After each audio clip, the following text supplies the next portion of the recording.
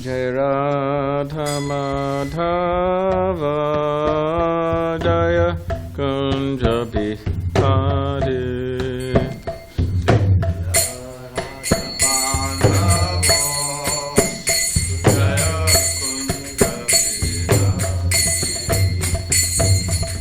Kapijana Vallabha Jaya Girivara Dhari Jaya Girivara Dhari.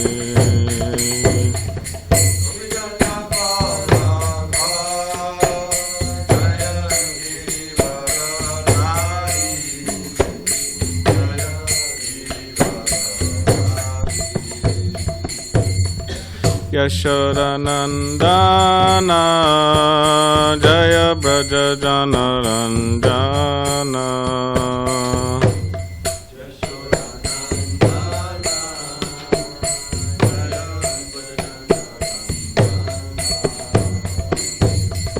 Yashodanandana Jaya Braja Janaranjana Jaya Braja Janaranjana.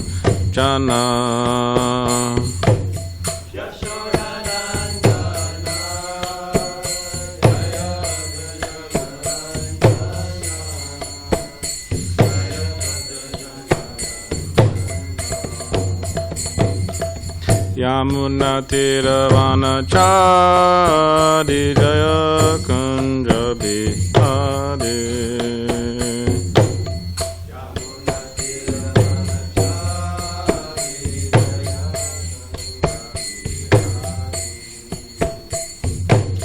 Yamuna Tiravanachari Jaya Kunja Bihari.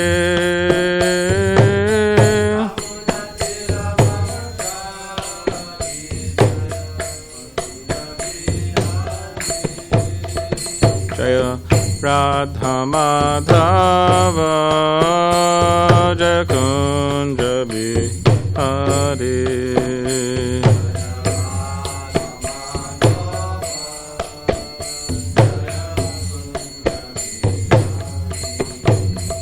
Jaya Radha Madhava Jaya Kunja Bihari.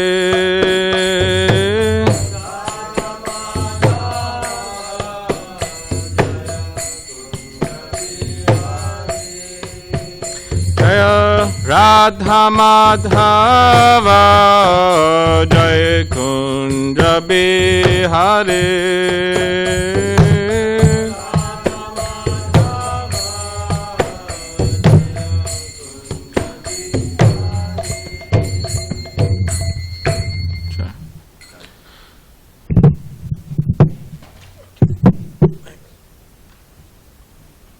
Jai Vishwabad Paramahamsa Parivajapacharya Ashtotra Shatashi Srimadbhagavatam Bhaktivedanta Swami Srila Prabhupada Ki Jai. Jai Vishwabad Paramahamsa Parivajapacharya Ashtotra Shatashi Srimadbhagavatam Srila Bhakti Siddhanta Saraswati Thakur Prabhupada Ki Jai. Grantaraj Srimad Bhagavatam Ki Jai. All glories to the simple devotees. All glories to the simple devotees. All glories to the simple devotees. All glories Shri Guru and Shri Guru. Non-devotees don't get any glories, huh? No glories to the non-devotees.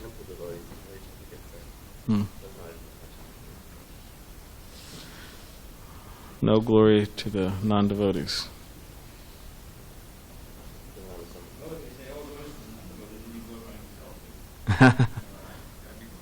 Yeah, that's true. I'm glorifying myself. Assembled devotees? Yeah, not assembled devotees. Okay, so fourth canto, entitled Creation of the Fourth Order, chapter 21, instructions by Maharaj Prithu, and text 27. Asti Yagyapatir Nama Keshanchid Arhasatamaha Iha Mutra Chalakshante Snavatya kvachit bhuvaha Asti yagyapatir nama Shanchit arha sattamaha Iha mutra chalakshante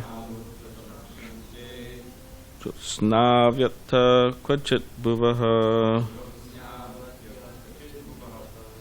Asti yagyapatir nama Keshanchit arha sattamaha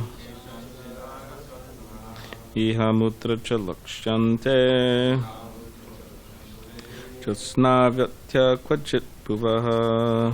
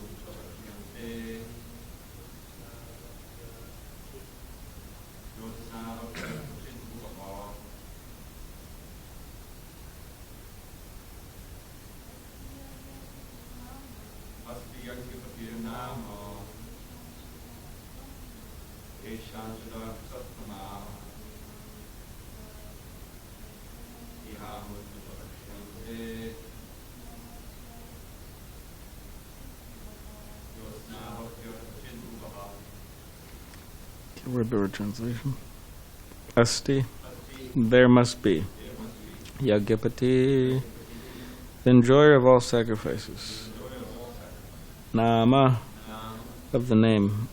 Keshanchit, in the opinion of some.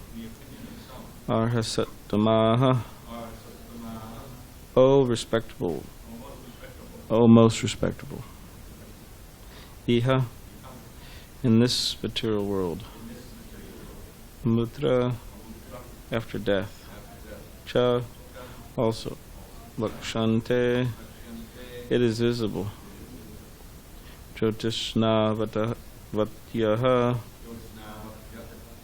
powerful, beautiful. Kvachit, somewhere. Bhuvaha, bodies. Translation. My dear respectable ladies and gentlemen, according to the authoritative statements of Shastra, which means scripture, there must be a supreme authority who is able to award the respective benefits of our present activities.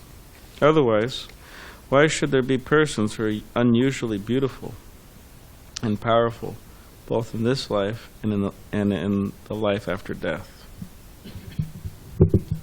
Purport. Prithu Maharaj's sole aim in ruling his kingdom was to raise the citizens to the standard of God consciousness. Since there was a great assembly in the arena of sacrifice, there were different types of men present, but he was especially interested in speaking to those who were not atheists. It has already been explained in the previous verses that Prithu Maharaj advised the citizens to become adhokshaja diyaha, which means God conscious or Krishna conscious. And in this verse he specifically presents the authority of Shastra, even though his father was a number one atheist who did not abide by the injunctions mentioned in the Vedic Shastras. who practically stopped all sacrificial performances, and who so disgusted the Brahmins that they not only dethroned him, but cursed and killed him. Atheistic men do not believe in the existence of God, and thus they understand everything which is happening in our daily affairs to be due to physical arrangement and chance. Atheists believe in the atheistic Sankhya philosophy of the combination of Prakriti, which means nature, and Purusha, enjoyer. They believe only in matter and hold that matter under certain conditions of amalgamation gives rise to the living force, which then appears as Purusha, the enjoyer. Then by a combination of matter and the living force, the many varieties of material manifestation come into existence. Nor do atheists believe in the injunctions of the Vedas. According to them, all the Vedic injunctions are simply theories that have no practical application in life. Taking all this into consideration, Prithu Maharaj suggested that theistic men will solidly reject the views of the atheistic on the grounds that there cannot be many varieties of existence without the plan of a superior intelligence. Atheists very vaguely explain that these varieties of existence occur simply by chance, but the theists who believe in the injunctions of the Vedas must reach all their conclusions under the direction of the Vedas. In the Vishnu Purana, it is said that the entire Varnashram institution is meant to satisfy the Supreme Personality of Godhead. The rules and regulations set up for the execution of the duties of Brahmins, Kshatriyas, Vaishyas, and Shudras, or Brahmacharis, Grihastas, Vanaprasthas, and Sannyasis, are all meant to satisfy the Supreme Lord. At the present moment, although the so-called Brahmins, Kshatriyas, Vaishyas, and Shudras have lost their original culture, they claim to be Brahmins, Kshatriyas, Vaishyas, and Shudras by birthright. Yet they have rejected the proposition that such social and spiritual orders are especially meant for worship of Lord Vishnu. The dangerous Mayavad theory set forth by Shankaracharya, that God is impersonal, does not tally with the injunctions of the Vedas. Sri Chaitanya Mahaprabhu therefore described the Mayavadi philosophers as the greatest offenders against the personality of Godhead. According to the Vedic system, one who does not abide by the orders of the Vedas is called a Naistika, or atheist. Excuse me. Nice. Nastika, or atheist. Is there some other word? Maybe I'm thinking like... yeah. I was trying to think of another word, why I was saying Naistika. Maybe... yeah, maybe that's maybe Naistika, or atheist. When Lord Buddha preached this theory of his theory of nonviolence, he was obliged to deny the authority of the Vedas, and for this reason he was considered by the followers of the Vedas to be a Naistika. Nastika. Okay. I'm just a little tired, that's all. Nastika. But although Sri Chaitanya Mahaprabhu very clearly enunciated that the followers of Lord Buddha's philosophy are Nastikas, or atheists, because of their denial of the authority of the Vedas, he considered the Shankarites, who wanted to establish Vedic authority by trickery, and who actually followed the Mayavad philosophy of Buddha's school, to be more dangerous than the Buddhists themselves. The Shankarite philosophers' theory that we have to imagine a shape of God is more dangerous than the denial of the existence of God. Notwithstanding all the philosophical theorizing by atheists or Mayavadis, followers of Krishna consciousness rigidly live according to the injunctions given in Bhagavad Gita, which is accepted as the essence of all Vedic scripture. In Bhagavad Gita 1846 it is said, Yata pravritir bhutanam yena sarvamidam tatam sukarmana tam abhyarcha siddham vindati manavaha. By the worship of the Lord, who is the source of all beings and who is all-pervading, man can, in the performance of his own duty, attain perfection. This indicates that the Supreme Personality of Godhead is the original source of everything, as described in the Vedanta Sutra, Janma Yasya Yataha. The Lord himself also confirms in Bhagavad Gita, Ham Sarvasya Prabhava, I am the origin of everything. The Supreme Personality of Godhead is the original source of all emanations, and at the same time, as Paramatma, He is spread all over existence. The Absolute Truth is therefore the Supreme Personality of Godhead, and every living being is meant to satisfy the Supreme Godhead by performing his respective duty. Sva karmanat tam abhyarcha. Maharaj Prithu wanted to introduce this formula amongst the citizens. So this purport's quite lengthy. There's 1, 2, 3, like another few pages. So I was thinking that tomorrow Bhaktisiddhanta Saraswati Thakur will probably just speak about him, and then Monday's Sri Upanishad, so I was thinking just maybe Dharma Setu Prabhu could continue the purport. Disappearance tomorrow. Yeah, half-day fast. And meditate on Srila Bhaktisiddhanta Saraswati Thakur. So yeah, on Tuesday we'll start Jamal on the same verse 27. The most important point in human civilization. That's his.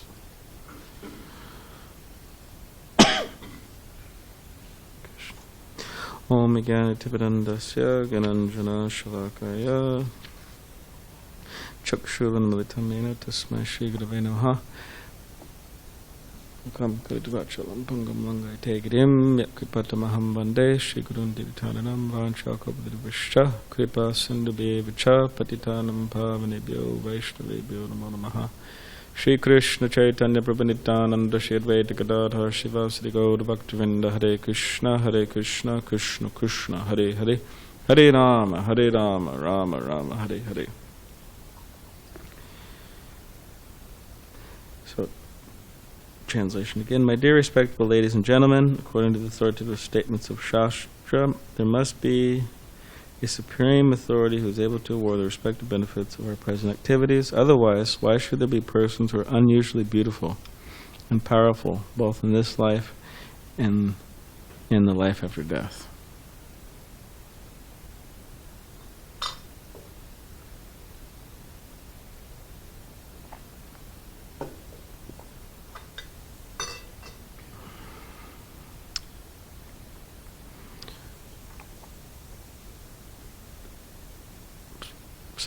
So within Srila Prabhupada's, there's a book that was produced by the BBT at one particular point, and the book was Srila Prabhupada's responses to all different types of philosophies. There's this philosopher, that philosopher, so many different philosophers that Prabhupada's disciple Shaman Sundar Prabhu, in this book, there are interviews with Prabhupada. So Shama Sundar says, "Oh, Prabhupada, this philosopher says this," and then Prabhupada comments on it. Whatever, they deal with Sigmund Freud and so many different. And Prabhupada will, yeah. So, where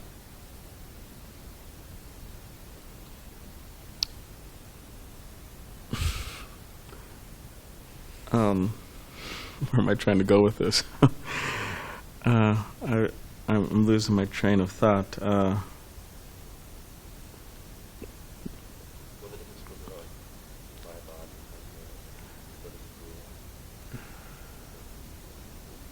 Yeah, that's true, that was there. But there was another reason I was bringing that up, about the different philosophers and Srila Prabhupada discussing. Oh, okay. Yes, so now I'm remembering. So, and in those discussions, they discuss a philosophical point that, is this human form of life a curse or is it a blessing? Is it a curse or is it a blessing? Which you could say, well, it depends how you look at it, because in some ways, okay, it's a curse, because as we know, there's a lot of suffering, a lot of anxiety, a lot of difficulties having a material body and mind. So in that way, it's a curse. But if you look at it from the point of view, well, it's better than having a Wells body or a, this body or that body, or,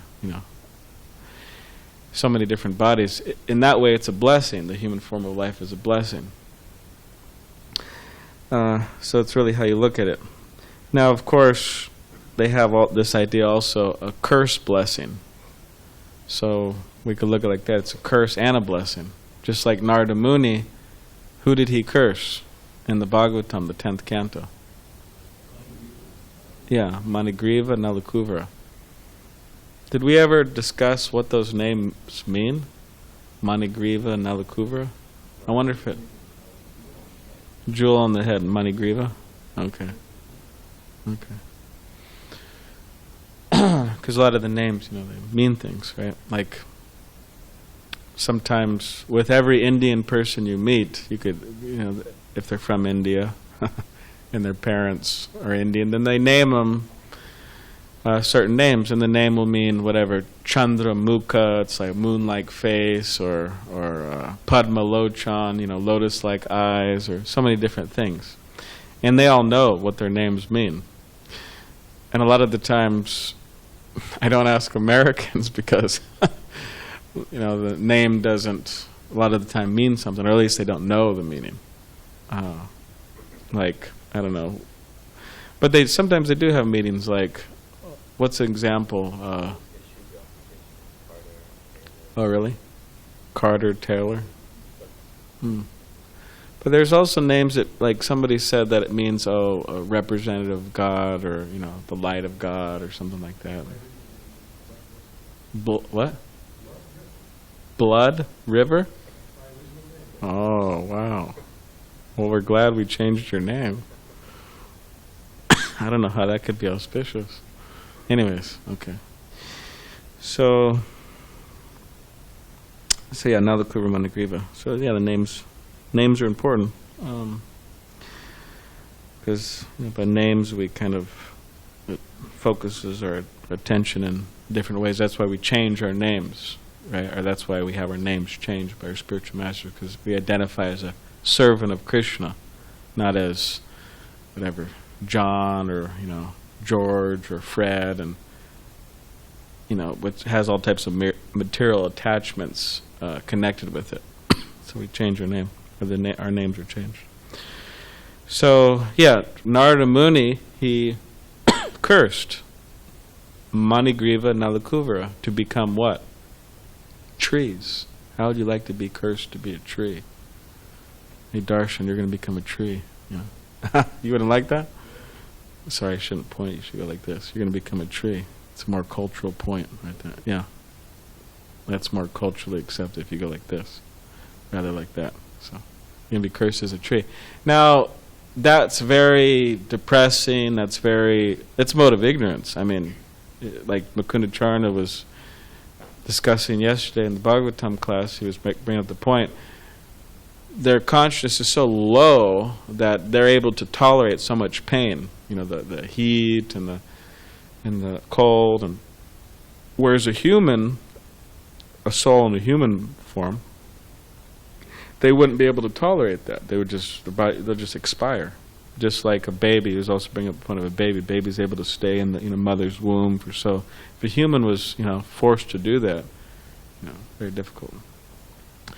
So yeah, Narada Muni, he cursed these personalities because they're misbehaving, sinfully behaving. He cursed them to become trees. But it wasn't just a curse, it was a blessing curse. That you will also get the darshan of Krishna. So you have to suffer a little bit, but then you get the darshan of Krishna. You get to see Krishna. So, quite amazing blessing curse. So this human form, you could say it is a blessing curse that, and Prabhupada would say it's like a crossroad that we could go either, we could elevate ourselves or we could degrade ourselves.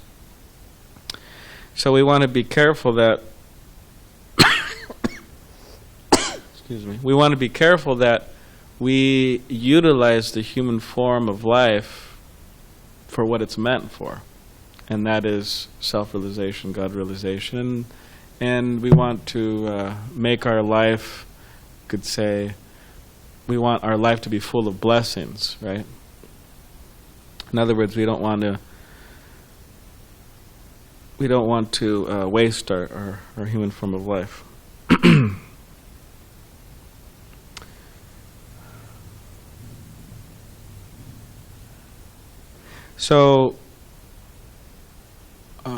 So similarly, it's mentioned here in this verse that people are sometimes unusually beautiful and unusually powerful in this life and in next life.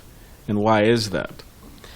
And the idea is that there is higher beings, and ultimately Krishna, who are very carefully keeping track, somehow or other, very mystically, keeping track of everyone's activities. And based on those activities, you get a corresponding birth, which means a certain body, a certain mind, and so on.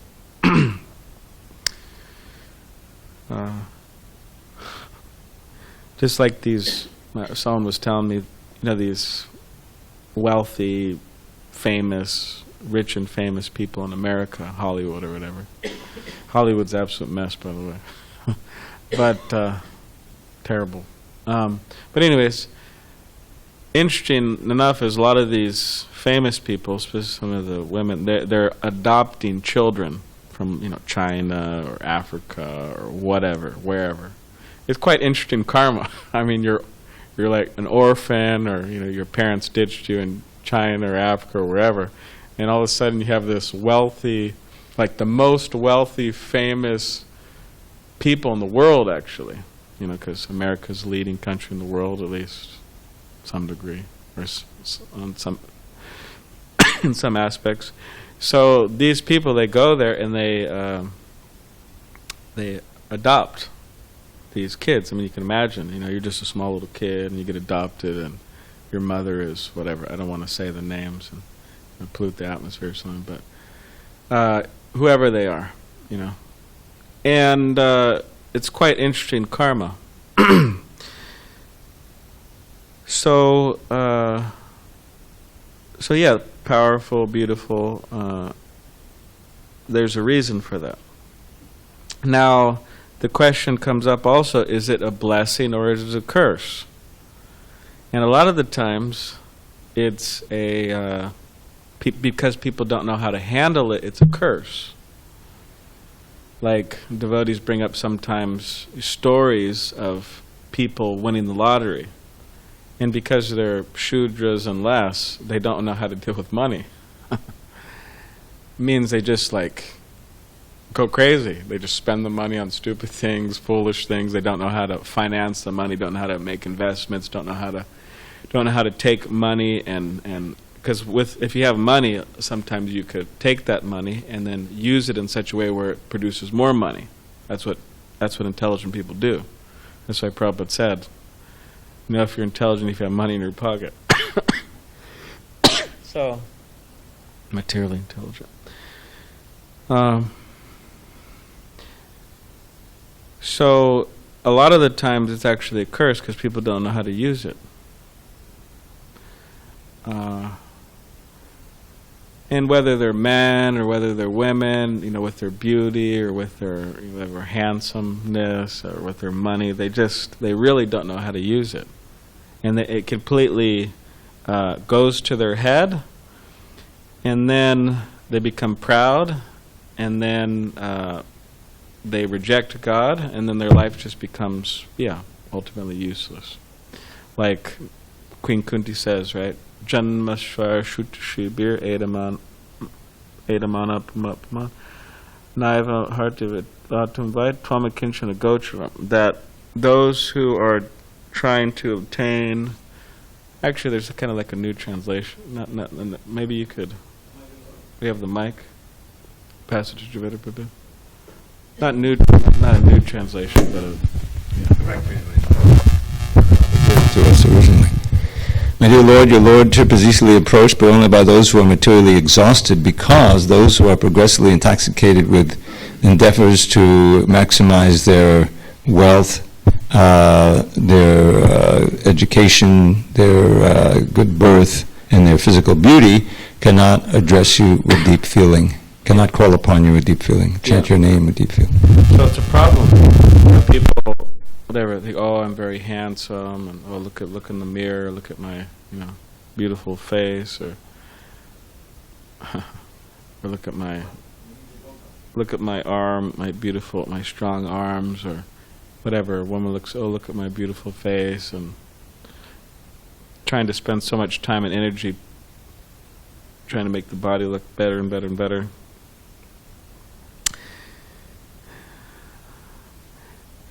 and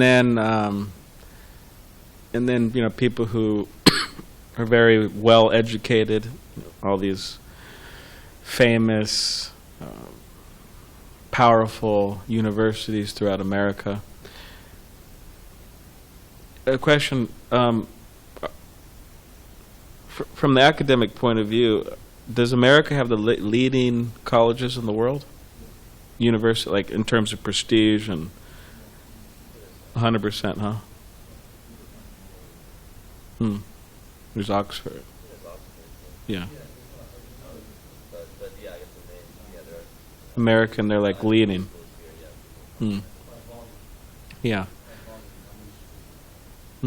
Okay. So yeah, I think I went to so many powerful colleges, in degrees. So yeah, they become proud. Their beauty, their education, their wealth. They have so much money. So in this way, they can't feelingly call out to Krishna. And yeah, they just become proud, atheistic asuras, proud atheistic non-devotees, and they really can't call out to Krishna. So it creates a problem for them.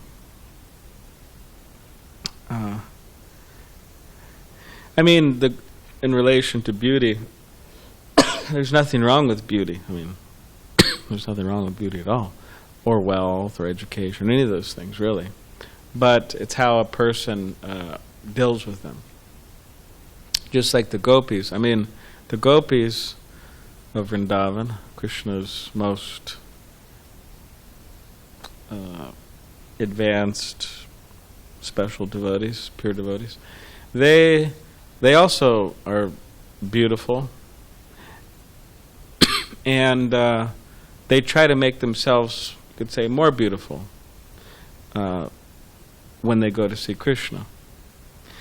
They put on their kajal, which is like their eye cosmetic, and they wear their nose rings, and they try to dress themselves nicely, or they don't try to, they dress themselves nicely, whatever they're wearing, and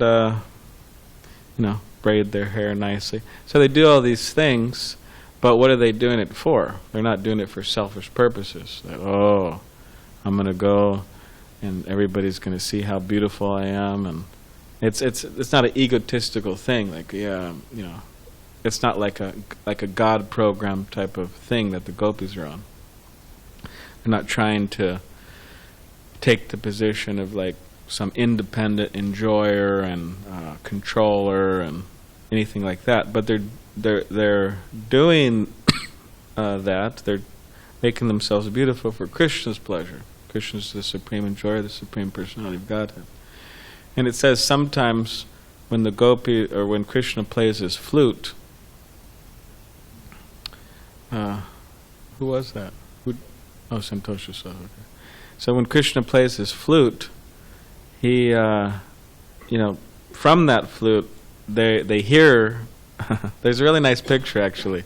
I think it might have been from Jadharani or somebody. I don't know who did it, but it's in the 10th canto. It's a BBT picture, but Krishna's playing his flute. He's threefold bending form playing his flute.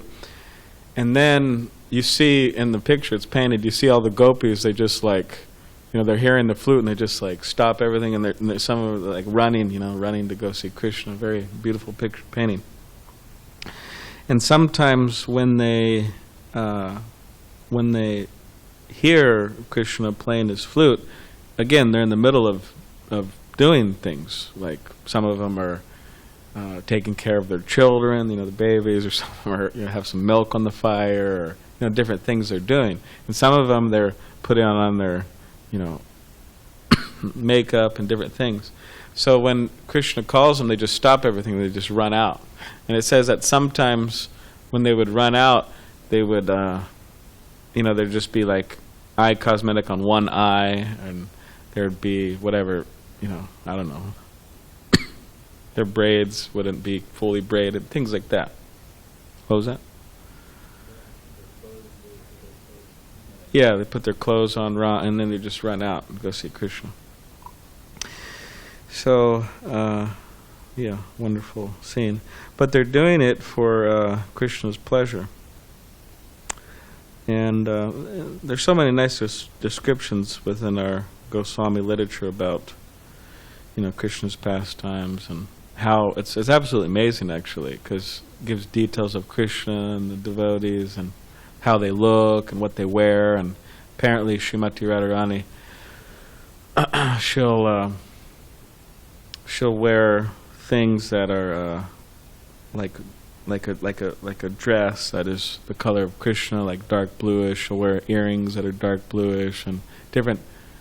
Practically her whole, like a nose ring that's dark blue, and she'll run out to go see Krishna like this. So, but again, they're doing it for Krishna's pleasure. So that is the point, that whatever we do in life, we don't want to do it for ourselves, but we want to do it for Krishna, for the glory of Krishna, or if you could say for the glory of Prabhupada. And that's what it means to be a devotee. That I may do this, I may do that, I may do so many things, farming, teaching, this, making money, so many things, but everything I do it for Krishna, for the glory of Prabhupada. So that's very important to try to develop that.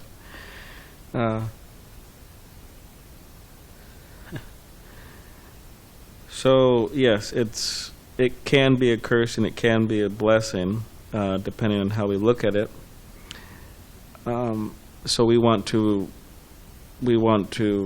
try to utilize the human form of life in such a way as that it becomes a blessing. And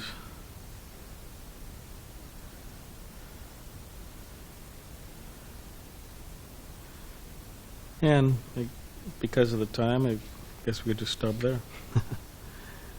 Which is, because I was mostly just talking about the verse. But there's the purport, or what we read so far, but I haven't really discussed that so much. But anyways, Dharma Sage could just continue from where we left off. So the atheist and the varnashram system and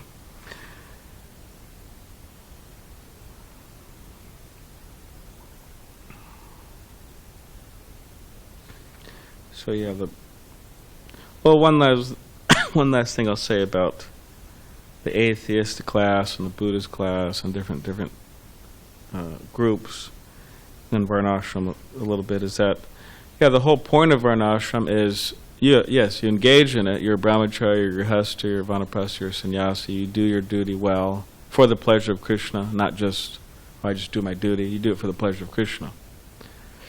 Just like Prabhupada said one time, they were at a life member's house. They're all taking prasad. And then they stopped taking prasad, and Prabhupada walked into another room, and then all the family started taking prasadam. That's a cultured way to receive a guest. You serve the guests go take rest or whatever they do, then the hosts, they take afterwards.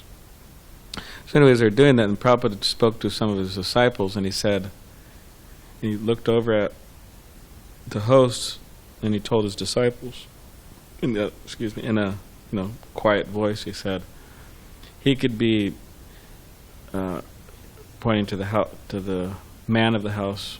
He could be following his duties and taking care of his family and so many things. But if he doesn't do it for the pleasure of Krishna, if he doesn't do it for Krishna consciousness, he's just going to go to hell, as Prabhupada said.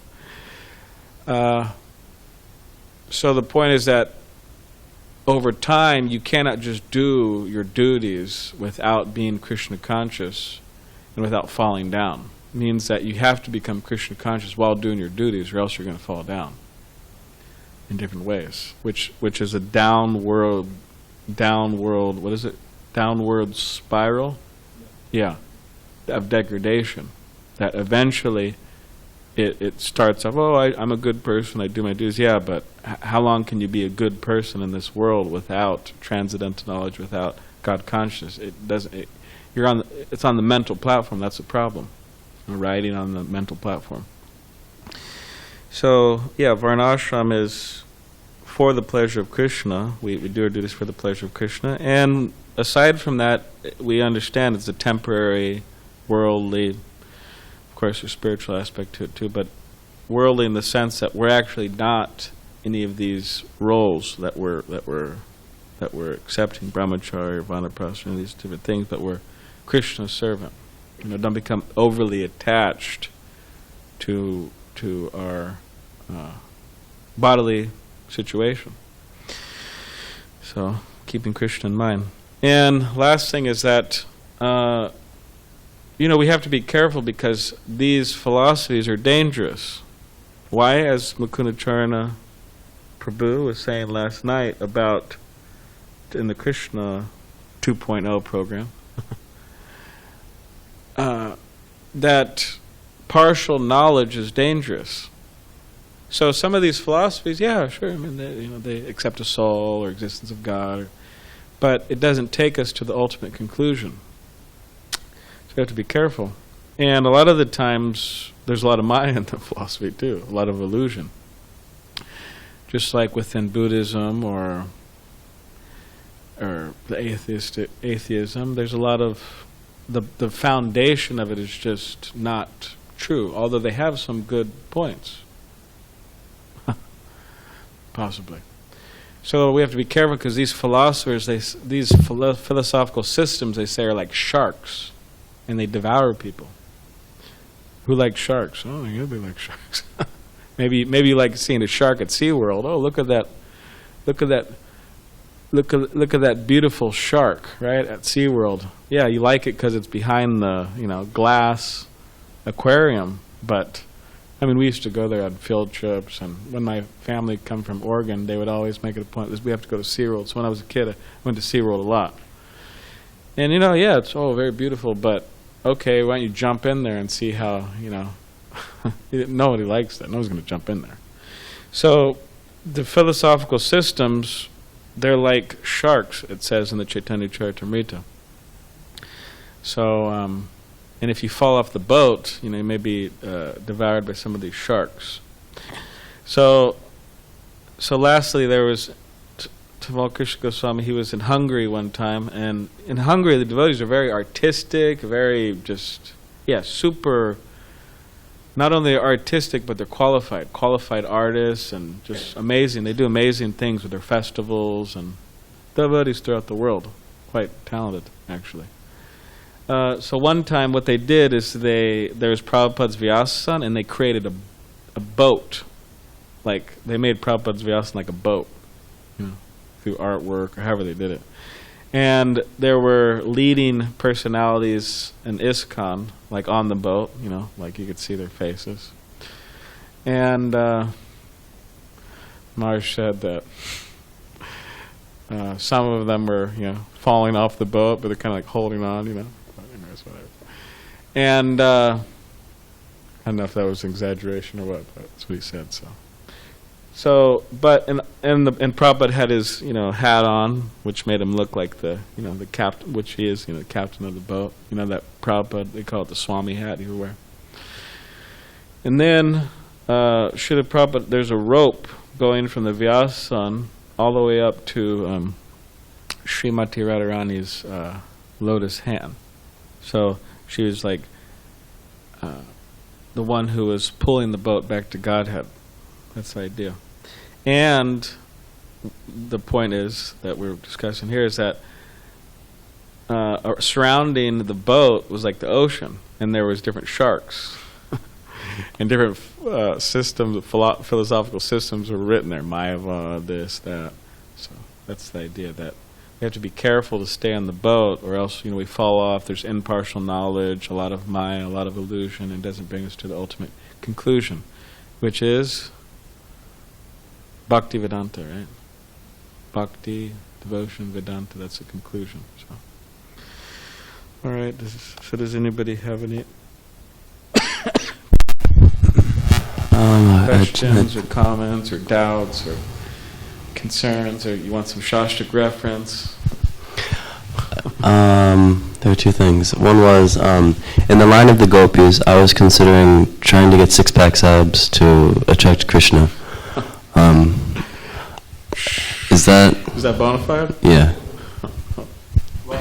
He said, in the line of the gopis, following the mood of the gopis, Gopi Bhav, he's thinking that he wants to get six-packs, which doesn't, not the beer or the ginger brew, like the like really nice abs. Six-packs for the pleasure of Krishna. Why are you laughing? You said, "Oh yeah, right." Well, it's a bit of a you have to be careful, because we have to consider, is it really for Krishna's pleasure? Just like sometimes devotees, whatever, they mention whatever, they're young men, and maybe there's a lot of passion there or something, and they want to go to like a Rath Yatra, and make sure they wear a certain type of shirt that for Krishna exposes their biceps and muscles. But sometimes it's it's questionable. Okay, are they doing that for like Krishna's pleasure, or are they doing that to like attract opposite sex or something like that? Attract Krishna's gopis. Attract Krishna's gopis. Yeah. We have to be careful. But that really goes into so many aspects of our life, like whatever it is. Like I told this story one time, there was a boy in Laguna Beach, and he just admitted, like, my spiritual master was giving a talk, and he said, it was packed, there's like hundreds of devotees there, and he just, raised, I actually appreciate it, he raised his hand, and he said, yeah, Maharaj, I'm kind of a passionate person, and sometimes I feel like I'm like singing to like attract people, and kind of impress people, and I don't know if he even said impress women or something. And then my guru said, oh, okay. He said, I heard a story recently about this devotee in Vrindavan, Krishna Balarama Temple. So he was a young man, and part of the 24-hour kirtan, singing, mridanga playing. A lot of people there, and a lot of women there too. And he had a bit of a tendency, kind of like struggle, like singing for women or something.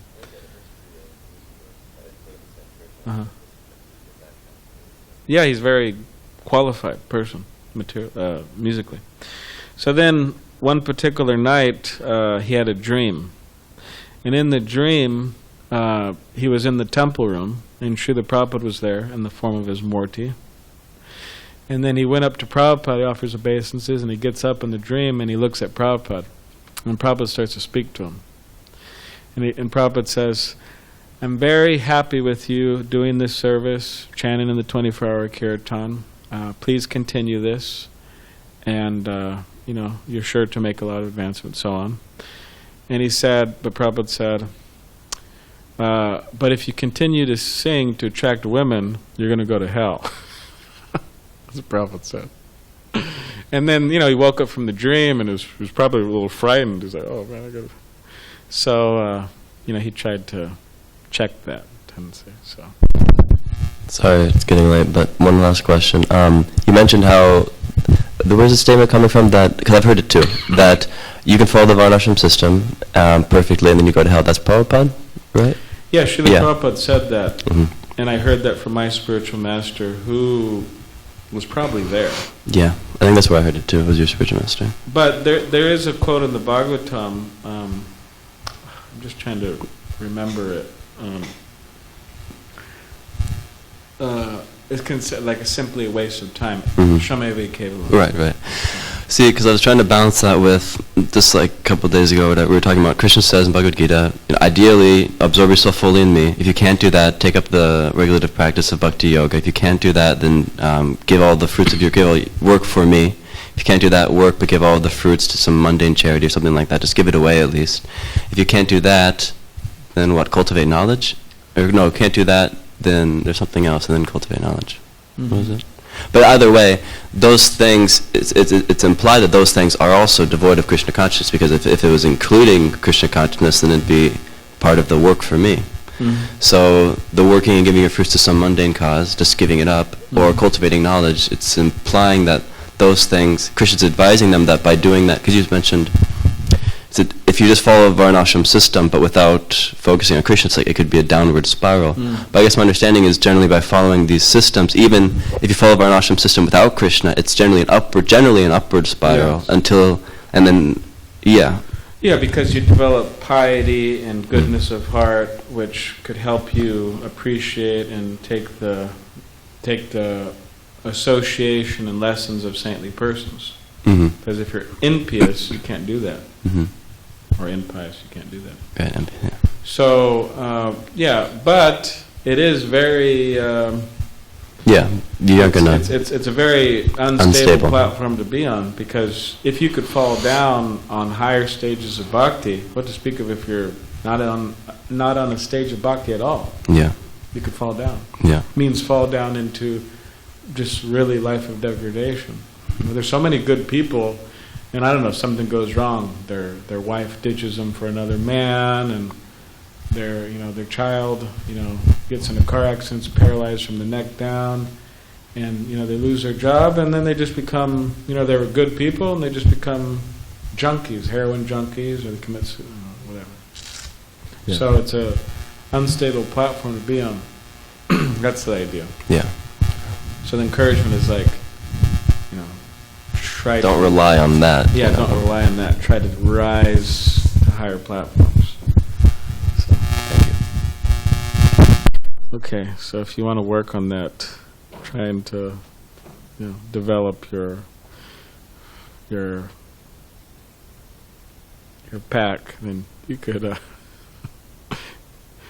after breakfast, you go next door to that. Go to the base.